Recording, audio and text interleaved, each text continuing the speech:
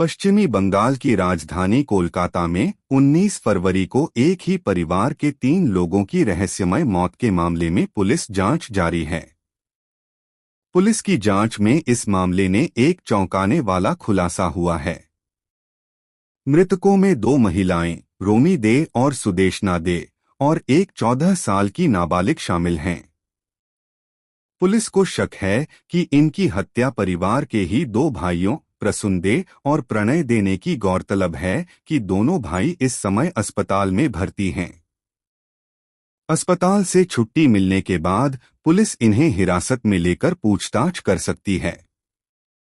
Police को शक है कि कर्ज के बोझ और ऐशो आराम के चक्कर में दोनों भाई ने इस हत्याकांड को अंजाम दिया है।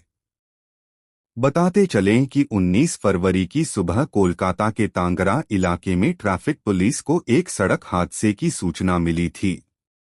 सूचना के आधार पर पुलिस जब प्रसून और प्रणय के घर पहुंची तो वहां का दृश्य देखकर सभी स्तब्ध रह गए। घर में रोमी दे, सुदेशना दे और एक नाबालिग लड़की के शव पड़े थे। शुरुआती जांच में इसे आत्महत्या माना गया, लेकिन पोस्टमार्टम रिपोर्ट ने इस थ्योरी को खारिज कर दिया। रिपोर्ट के अनुसार तीनों की ही हत्या की गई थी।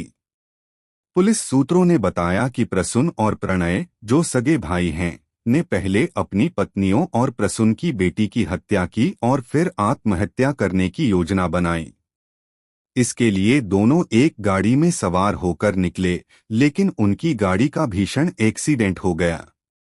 इस हादसे में दोनों भाई गंभीर रूप से घायल हो गए और उन्हें अस्पताल में भर्ती करना पड़ा। इसी वजह से उनकी आत्महत्या की योजना नाकाम रही। पुलिस जांच में पता चला कि परिवार चमड़े के सामान का कारोबार करता था और भारी कर्ज में डूबा हुआ था। पुलिस के सूत्रों के अनुसार कर्ज की रकम इतनी ज्यादा थी कि परिवार के लिए इसे चुकाना नामुमकिन हो गया था। फिर भी प्रसून और प्रणय ने अपनी शानदार जीवन शैली में कोई कटौती नहीं की। महंगे कपड़े, लग्जरी गाड़ियां और खर्चीला लाइफस्टाइल उनकी आदत हो गई थी। परिवार के करीबी लोगों से पूछताछ में यह भी खुलासा हुआ कि कर्ज बढ़ने के बावजूद दोनों भाइयों ने अपने खर्चों पर लगाम नहीं लगाई, जिससे उनकी आर्थिक स्थिति और बिगड़ती चली गई। पुलिस का दावा है कि कर्ज का यह बोझ ही इस भयानक घटना का प्रमुख कारण है। जांच में एक और अहम सुराग सामने आया। जिस दिन यह घटना हुई, उस दिन घर में लगे सभी सीसीटीवी कैमरे बंद थे। पुलिस का कहना है कि यह संयोग नहीं हो सकता। ऐसा लगता है कि हत्या की योजना पहले से बनाई गई थी और सबूत मिटाने के लिए कैमरे जानबूझकर बंद किए गए थे। यह तथ्य भाइयों पर शक को और गहरा करता है। डेली अपडेट्स के लिए चैनल को लाइक एंड सब्सक्राइब करें।